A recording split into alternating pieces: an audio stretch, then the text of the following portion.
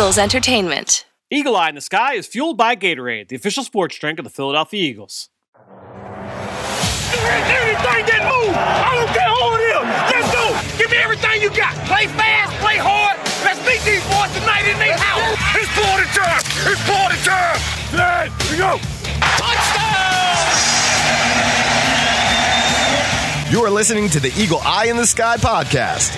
Now here's your host, Fran Duffy. That's right of the week. We're talking wide receivers today as the Eagle Eye in the Sky podcast, fueled by Gatorade, continues. I'm Fran Duffy, and as always, I think we've got a great show for you here on episode number 325. At the top of this week's show, we've got Chalk Talk, where I chat with the head coach at the University of Minnesota, and that's Coach P.J. Fleck. Now, if you're not familiar with Coach Fleck's background and history, he played in the NFL as a wide receiver. He's coached wide receivers in both college and in the league, and since he's become a head coach, he has developed a couple of big-time prospects at the wide receiver position. He had Corey Davis drafted in the top 5 of the 2017 draft a few years ago out of Western Michigan, and now Rashad Bateman from Minnesota is well on his way to being at least a top 45 selection, if not higher, for the Gophers here this April. So, what's the secret? What does Coach Fleck look for at wide receiver, and what are the lessons we can learn from how he develops the position? We are going to go into all of that right here in this episode. But first, a couple of quick things to hit on. First up, I want to always remind you guys to head on over to Apple Podcasts and leave us a rating, leave us a comment.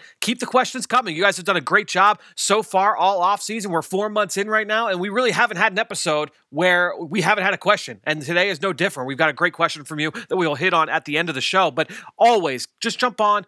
Leave us a review, leave us a rating, and not only does it help us, in terms of filling out the show, giving us ideas, but it also helps the show become more recognizable, more available for other fans looking for Eagles podcasts or X's and O's, football analysis podcasts. So anytime you can jump on, leave us that quick rating, leave us that review. It takes a minute tops, takes 30 seconds to jump on and do that for us. Really, really appreciate everybody that has done that throughout the course of the offseason. Also, want to remind you what's coming up here with Journey to the Draft. We're getting closer and closer to draft weekend. It's April now. And this week, we're going to break down the top pass rushers. Who are the big sack artists in this draft? Dane Brugler, Ben Fennell, and I, we're going through the top names. Tomorrow, the episode that drops on Tuesday, Greg Cosell will be back this week. We're actually talking receivers later this week with Greg. I am psyched about where we're at right now with the Journey to the Draft podcast. So all you have to do is go search for Journey to the Draft wherever podcasts can be found. Now, last thing, before we get into Chalk Talk, I want to give you guys a little bit of a tease of a piece of content that I am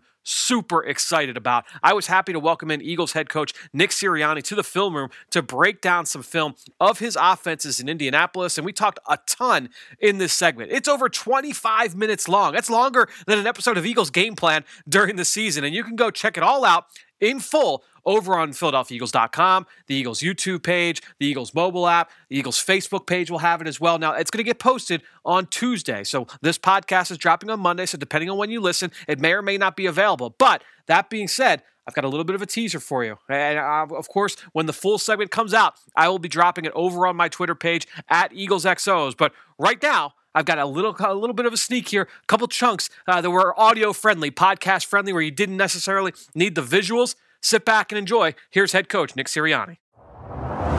Pleased to be joined here by head coach Nick Sirianni to break down some film. Coach, thanks for joining us here inside the film room. Thanks for having me, Fran. All right, well, let's get into this because I want to break down some film over the last 3 years of this Colts offense and all the different things that you guys have done to kind of make things simple for the quarterback, create big plays in the passing game, some of the different ways that the quarterback can attack the defense. Our offense is based on being able to create explosive plays. We know that when you can win the explosive play battle and you can win the turnover battle, that leads to a lot of success. And that's both offensively and defensively, right? Create explosive plays on offense, take them away on defense. Protect the ball on offense, take it away on defense. So what you're going to see right here is what we're trying to do is create an explosive play. Again, it's a concept that a lot of teams in the NFL use. All right, we like to use it with all types of quarterbacks that we have, right? Unfortunately, fortunately, however you want to look at it, we had 3 different quarterbacks in Indianapolis while I was there. Andrew Luck, Jacoby Brissett, Phillip Rivers, all great players in their own right. All like to do things a little bit differently though, right? And our job as coaches is to adapt to the players that we have and run the plays that they like. But we also have a system, right? We have a system. So yes, we want to do what our players like to do and want to do. And then also we have a system of plays that we're going to be good at, that they like. So every one of these quarterbacks looks a little different, but there's some similarities in there as well. And then, Coach, real quickly before we move to the next one, talk about the route from T.Y. as well, because he looks like he holds that vertically before breaking across the field, right? How does that affect that safety Abrams deep? Everything we talk about, Fran, is to run a sharp, crisp route. Like, I don't like banana routes, right? I don't like we're going to roll into it. It's stick your foot in the ground and rip it, right? Because if we can get ourselves going vertically, like T.Y. is doing right here, stick our right foot in the ground hard. We always say it's your foot, it's your body, it's your head sticking hard to the right here to move Abram to the right, right? Abram's a great football player. So we got to move him a little bit, create some deception to him that we're breaking to the corner there to get his body off target. So now we can have a foot race there because we knew that T.Y. was a fast football player. The entire NFL knows that about him. What is it like as a coaching staff going into the week? You know, you build off these core concepts, these core philosophies, but always trying to build in different kinds of answers for the quarterback. So when Jacoby steps up, the play breaks down, having that different answer with the tight end streaking across the field. How fun is that process from a collaboration standpoint? You know, coming up with plays and how we attack the defense, I mean, it's addicting. Right? It's addicting. It's like a rush. You're in a film room with offensive coaches and you're talking through the plan and you're talking through how you're going to attack a defense. And you're like, this will be good. Is this going to be good against this look? Is this going to be good against this look? And you draw it up and you think about it and you get excited. It's just an exciting process and it never gets old. And then when it works in a game or when you're in a game and you're like, oh man, here it comes. They're going to play cover 2 to that. Here we go. That's what we thought. Here it is. You know, we try to keep the talking to a minimum on the headset because the coordinator and myself, we need to be able to talk through everything. But sometimes it's hard to hide that excitement. Like, oh, my goodness, we got cover 2. We're going to rip this in. Or, oh, my goodness, we got cover 1. We're going to rip this Dover. Feel, oh, my gosh, it's cover 4. We're going to get T.Y. on the safety over there. Boom, we hit a touchdown. And that's pretty awesome. You know, I kind of compare it to, like, a lot of our coaches. We played football in the past. And we can't score touchdowns anymore, right? We can't throw touchdowns anymore. We can't tackle the ball carrier anymore or get an interception. But this is our way to do that. It's just as exciting. In fact, I think it's even more exciting because we're serving our players and helping our players accomplish the things that we once accomplished in our lifetime. Just me, I was at Mount Union. I was at a much lower level than what we are right now. So, Coach, you just said something there at the end that really kind of brings me into the next part of this breakdown where you talk about creating opportunities for your players, serving your players, watching all of your teams, you know, going back last 3 years with the Colts, going back to your time in San Diego with the Chargers. Every single one of these offenses create yards after catch for these guys. Get these guys on the move, open field. So I just want, first of all, where does that philosophy come from for you? Because not every coach kind of operates that way. And then the second part, what are some of the different things that you do to create those chances for your players? Again, it is still all about creating explosive plays. Explosive plays don't have to be created by throwing the ball 50 yards downfield. They can be created by getting the ball out of the quarterback's hands right now, and that's where we've had a lot of success. One thing we pride ourselves on is to be able to get the ball out of our hands at the quarterback position to a playmaker with the ball in their hands. And then, Coach, the use of motion as well. It looks like you have Nyheim Hines in the backfield, a little jet action beforehand. Talk about just the impact that has on the defense as well. You know, that's a unique thing to the defense's eye, right? So, you know, we're running a play-action pass, so we've probably ran a run off of this play as well. Yep. And so that's a pretty unique thing to the defense's eye where they can see, oh, here comes the Casper motion. Watch out for this run right here. And then we run a play-action pass off of it, right? So we got to do our jobs to make the defense, right, just like T.Y. stuck his right foot in the ground and created deception to Jonathan Abram, we got to create deception to the defense with making things look similar. All right, so like I said, that was about 5 minutes of what came out to be over 25 minutes of film breakdown. And I got to tell you, the energy that Coach brought was awesome. The insight he brought was awesome. He broke down these plays. We did 9 plays total. You want to make sure you go and check this out. There is a ton more analysis where that came from. And again, you can catch that entire segment over on PhiladelphiaEagles.com, the Eagles mobile app, the Eagles YouTube page. It will go up on Tuesday. That's April 6th. Just go check my Twitter page as well. The link will absolutely be live there as soon as that segment is posted. I think all of you that listen to this show will enjoy that entire piece. Again, Coach dropped so much knowledge. It was great to hear him talk some ball, and I'm really excited to do more breakdowns with him like that in the future. That being said, What do you think? Want to get this episode going? I'm excited to talk with another head coach here as we welcome in P.J. Fleck. It's time now to kick things off with Chalk Talk. Let's get down to business. It's time for Chalk Talk. Well, excited to welcome in here to the Eagle Eye in the Sky podcast, fueled by Gatorade, Minnesota head coach P.J. Fleck. Coach, thanks for joining us here on the show. Yeah, appreciate you having us on the show. So, Coach, you've had a ton of experience with developing wide receivers, recruiting them at the college level, developing them, sending them to the NFL. You've coached the position, you've played the position. So, I want to really kind of dive into this spot with you here on this show. And the number one thing I want to ask you: what are the traits that are most important to you? The core traits when evaluating receivers. Obviously, guys are going to have a wide variety of body types and skill sets, but are there some core values for you when you're evaluating the position that really stand out most to you at the top? Well, I think that's a loaded question because there's so many aspects of wide receiver play, right? I mean, whether you're talking about the actual technique and fundamentals where we kind of saw a wide receiver in half and start with the upper body and then work our way down to the lower body and look at it as two segments. But I think one of the big things is you look for the competitiveness. You know, when you're watching film of wide receivers, these are playmakers. All right, these are going to be the people who have to be able to catch balls in space, be able to work in space, create separation, be able to make plays in traffic, and be able to handle the pressure of what it's like in really, really critical situations. So there's a major difference between competitiveness and hard work. And I think that's what we evaluate the most is finding young men. Again, at our level, I'm not necessarily concerned about having everybody 6'4", 6'5". I want the most competitive people out there who are competitive in everything that they do, because you can have all the speed and size in the world, but if you're not competitive, you're not going to want to learn. You're not going to want to grow. You're not going to be able to make those plays when you're playing against the best.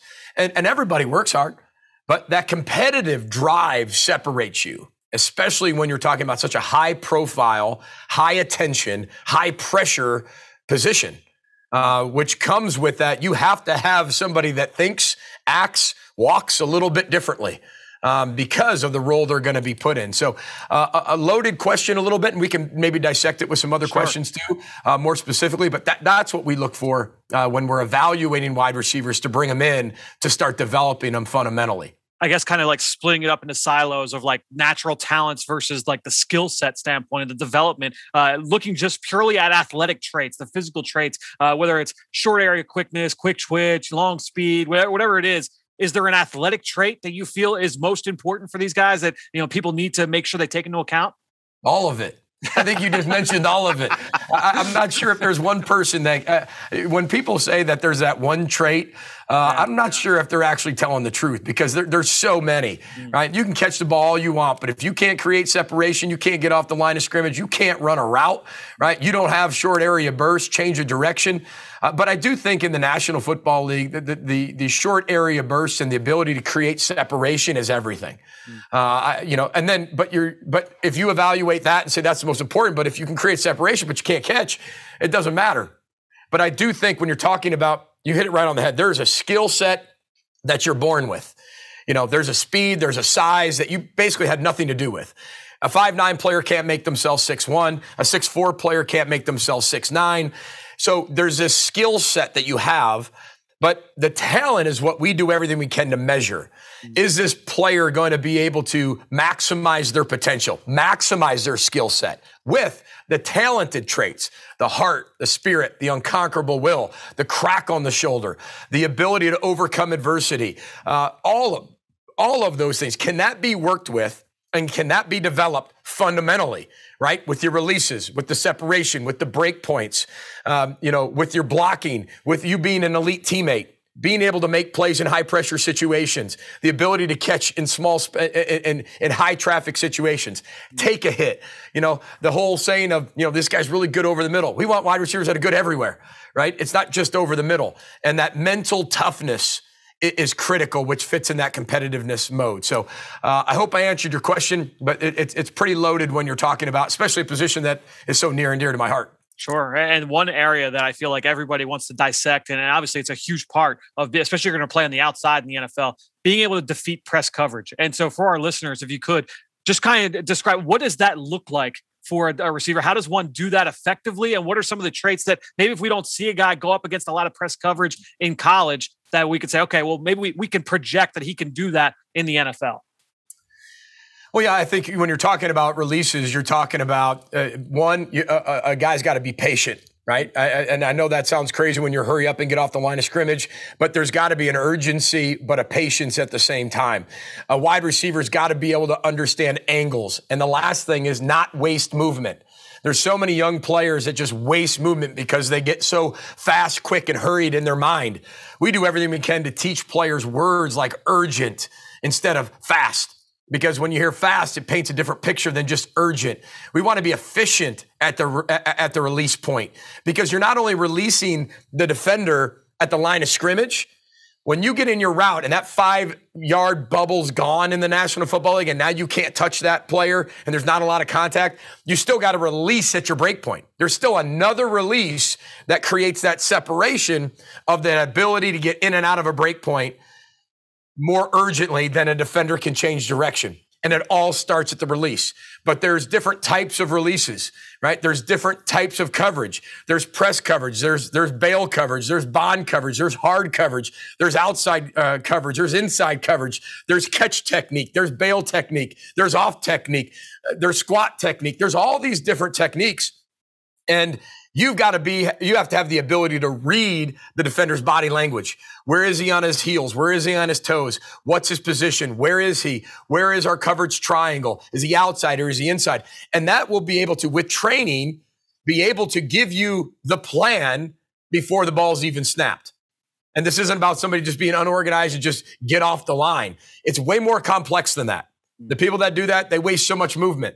They don't understand spatial awareness. They don't understand center of gravity. They don't understand efficient movements. So there's all these things that are technical.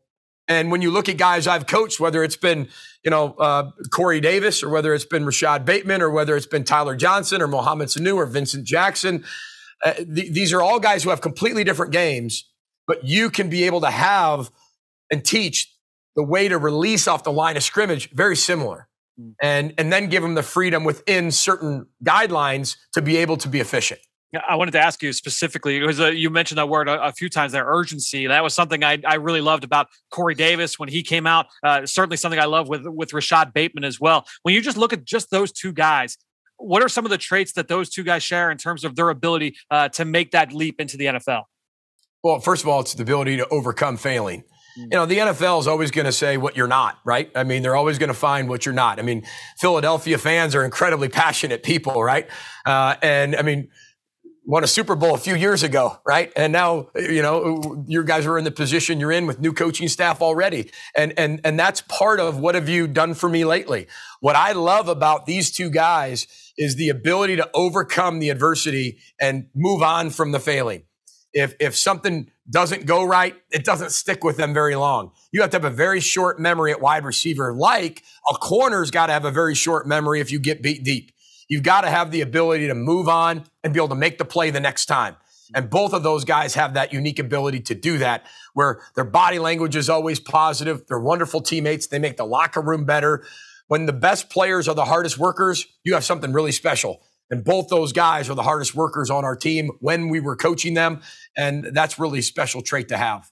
And Coach, one last question I've got for you. You've been so generous with your time. Is a discussion I've had with people over the course of the last year has been kind of juxtaposing the two separate ideas of route running skill versus yards after catch value, and looking at the receivers. Do you feel when you have that kind of debate of what's more important, what are you looking for, does that come down to a scheme and situation dependent? If you're a team that, if you specialize in being able to get guys open, maybe you're going to look for guys that can do more after the catch and not rely on a guy that can be able to win on his own as a route runner. Is it that kind of situation, or do you feel like it's more universal? Well, I think it comes down to what every NFL team and the 32 teams that are in the NFL evaluate and value. Yeah. Right. Everybody has different values, and everybody values something different than someone else. That's why every draft surprises some people. All the mock drafts can be thrown out the window once they start after the top 10 picks, because everybody values something differently. Like we coach in break points. We don't coach in routes. We don't teach players routes. We teach them 6 break points, and every one of those routes fall into that break point. So we're going to establish and create elite route runners, because no matter what route in the NFL you have, which we run them all, right? It fits into one of those 6 break points. So if I value somebody and they have the speed and they have the agility and they have the short area bursts and the separational skills, but they're not great route runners, I can teach that fundamental of those 6 break points. But you can't teach the ability to run with the ball instinctually. Yeah. That is something that is very natural. There's guys that can be great route runners, but when they get the ball in their hand, they're not as good. And you got guys that can find a way to create separation that aren't great route runners, but when they get the ball in their hand, they're electric. Yeah. And the NFL is not necessarily a big developmental league. NFL stands for not for long, right? So if you're not willing to develop at a very fast pace, and you don't get drafted high, you might not have time to develop. The coaches in the NFL are the best coaches, right? So, but there's also every year it turns over so fast that it's hard to be able to take a guy over a 6-year period and say, okay, this guy's going to take 5 years to develop. That's like ancient times. I mean, that's like dog years. So you have to realize what kind of player are you getting? What are the deficiencies? How fast can you fix those deficiencies? What do we value? What are our needs? And how do we go about drafting that? So I think that's the critical part, especially when you're talking about somebody that's electric with the ball in their hand. You can't teach that. So when you have that, it's up to that coaching staff to, one, develop the route running, or then develop the scheme around it so it uses that player's strength until they develop in those other areas. Yeah, it's one of the most fun parts of trying to project these guys to the NFL is exactly what you just touched on. Coach, thanks so much. You've been so generous with your time. Thanks for joining us. Stay safe, stay healthy. Have a great spring. Yeah, good luck to you guys in the draft, and row the boat, Sky Mile, go Gophers. Thanks a lot. Well, great stuff there from Coach, who you can follow on Twitter just like I do, at Coach_Fleck. And while you're at it, I'm at EaglesXOs. That's where I post all the podcasts I'm a part of and all of our X's and O's content that we produce here with Eagles Entertainment. You know how much I appreciate everyone that promotes this podcast on social media, but the best way to support this show, I've said it a couple times already. Jump on Apple Podcasts, Stitcher, wherever you listen. Leave us a rating, leave us a comment, leave us a review, leave us a question. I'm going to give a shout out today who's someone who did exactly that. Nick5730 left a 5-star review saying, I can attest, even as a Ravens fan, that this podcast by the Eagles is a must listen for every fan base. Very thorough analysis and great guests. Fran, if Rondale Moore and or Rashad Bateman are available for the Ravens at the end of round 1, do you think there could be a Ravens pick based on their history and unique offense? If not those two, could you see someone like LSU's Terrace Marshall or another receiver being the selection in round 1 or round 2? So, Nick, it's a great question. It's perfectly timed. Not only are you asking about Rashad Bateman after we just talked to his head coach, P.J. Fleck, but it also goes to that last question I had asked Coach Fleck there in that interview where we were talking about the juxtaposition of yards after catch versus route running. And I think when you look at these two prospects, when you look at Rondale Moore and Rashad Bateman, both guys can do a little bit of both, right? Rashad Bateman, he's a crafty route runner, one of the best route runners in this draft. He could do a little bit after the catch as well. He's no slouch with the ball in his hands. But then you look at Rondale Moore, his game is all after the catch. That is his game. They did all kinds of ways to manufacture touches for him, get the ball in his hands fast, and let him do work. He can run routes. He's not a bad route runner either, but those are the strengths of those two guys' game. Now, when you look at the Baltimore Ravens and how they like to play offense, and that's why I feel like this is a really fun conversation, and it really kind of lends to what we were talking about with Coach. Depending on how you play offense, you're going to look at these two guys a little bit differently. And also, it depends on what you've got on your roster right now. So when I look at this Baltimore Ravens depth chart, right, I'm going to look at Marquis Brown. Obviously, you've got your speed threat on the outside. They took him in the first round a couple of years ago. They signed Sammy Watkins to a contract here this offseason. He can do some work inside and outside, but he's kind of similar to Rondale Moore in terms of getting the ball in his hands fast. They drafted Miles Boykin a couple of years ago out of Notre Dame in the 3rd round. I really liked him, a height, weight, speed guy, and outside the numbers possession threat. They drafted Devin Duvernay a year ago. He was more in that Rondale Moore mold as well, right, where you want to get him the ball in his hands fast. He's really tough and physical and yards after catch. James Prochet, a small, shifty slot guy. They've got some other players as well on the bottom of that depth chart. What you're really looking for, who is the alpha? Who is that X receiver who can line up isolated, that can win one-on-one and find ways to be able to separate and then create the big play and really win at all 3 levels of the field? And that's why when I look at it, Yeah, Rondale Moore fits in terms of, they've drafted Marquis Brown. They're not afraid of smaller receivers. Rondale Moore came in at 5'7" flat. Devin Duvernay, he's, obviously he's on the shorter side. James Prochet on the smaller side. Duvernay's a yards after catch guy as well. But they've got those players, right? I feel like you look at a Rashad Bateman, he complements what they already have. Now, I think when you look at all of these guys, and then you start looking at the offense, it makes sense to say, hey, you know what? We're going to find space. The way that we run the football, we're going to pull extra defenders into the box. Receivers are going to have one-on-one opportunities. That's what was talked about when the Ravens drafted Marquis Brown in the first round. Oh, if we're going to run the ball, well, now we've got these one-on-ones on the outside. Good luck trying to defend Marquis Brown vertically down the field. And so it does make some sense to say, hey, I want to take Rondale Moore here. Now we've got a lot of speed on the field. You have to try and find ways to be able to match up. And I think that there's something to that. So honestly, I could see them going either direction if they were forced to make that decision between Bateman or Moore. I think when you look back at Baltimore's draft history just recently under Eric DeCosta as the general manager, and I'm so into the team building process and trying to figure out how these team builders think. They've definitely trended more towards bigger schools, so both guys kind of check the box. The lack of experience doesn't necessarily scare them. They've trended a little bit younger lately. 13 of their 18 picks have been 22 years old or younger under Eric DeCosta. So you say, all right, well, both of these guys, again, underclassmen, limited sample sizes because of the weird year this year. They're not going to be worried about those guys. And I would say overall, they trend bigger when you look at that team. That's a big team. They came to the NovaCare complex for training camp for those joint practices a couple years ago. That's a big roster up and down. But at receiver, as we've talked about, they're not afraid to chuck size to the side and go for more speed. So I think Rondale Moore, they're not going to be afraid of a guy like that. It's going to be, I would be interested to see which direction they would ultimately go, if given the choice between those two receivers. I think both of them fit. There are a couple other receivers. You mentioned Terrace Marshall. I think he kind of fits what Baltimore is looking for. But look, this isn't necessarily about only the Ravens. I think this is just an idea of what teams are going to be looking at when they're looking at this position. Not every receiver is created equal. It's not apples to apples across the board. There are different positions, different skill sets. It all depends on, number one, what you're looking for as a franchise, but who else is already on the team. What does your pass game look like? What does your run game look like? All of that comes into play when you're drafting wide receivers. And that's why it's so fun to try and chart and just kind of look at that and say, all right, well, what was the thought process there going into that? So I think to me, it's a great question. And again, a very timely question there by Nick. Thanks so much to him. And thanks so much to all of you out there for your continued support of this show and all the rest of our podcasts here at Eagles Entertainment. That being said, I think that'll do it. Another show in the books here on the Eagle Eye in the Sky podcast, fueled by Gatorade. For everybody here at the Duffy House, I'm Fran Duffy. We'll talk to you later this week.